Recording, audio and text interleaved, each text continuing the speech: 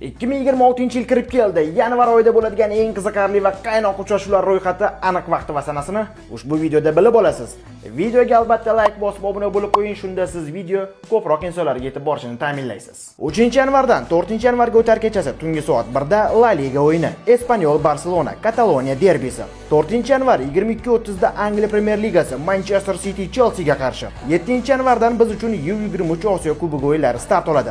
O'zbekiston U23 terma jamoasi Livan U23 terma jamoasiga qarshi o'ynaydi. 7-yanvardan 8-yanvarga o'tar kechasi tungi soat 12 da, ya'ni 00:00 da Ispaniya Kubogi yarim final o'yini Barselona Atletik Bilbao ga qarshi. Ertasi kuni, ya'ni 8-yanvardan 9-yanvarga o'tar kechasi tungi soat 12 da esa Madrid derbisi Atletico Madrid Real Madridga qarshi.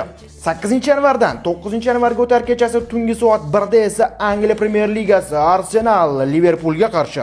10-yanvar kuni esa azaliy raqibimiz Eronga qarshi o'ynaymiz. Yana Osiyo Kubogi U23 o'yini 19:00 da aynan Eron O'zbekiston bahsi. 11-yanvar dahshat o'yin Ispaniya Super Kubogi finali ehtimoliy El Clasico bo'lishi mumkin. 12-yanvar kuni tungi soat 00:45 da A seriyada chempionlik o'yini bo'lishi mumkin. Inter Napoli. 12-yanvar kuni 22:00 da Al Hilol, yulduzli Al Hilol Ronaldo yetakchiligidagi Al Nasrga qarshi. 13-yanvar 16:30 da O'zbekiston U23 terma jamoasi Janubiy Koreyalik tengqurlariga qarshi o'ynaydi. Osiyo Kubogi o'yini yana bir bahs, biz uchun muhim o'yin. 14-yanvar kuni tungi soat 01:00 da Angliya Liga Kubogi yarim final o'yini Newcastle Manchester City ga qarshi.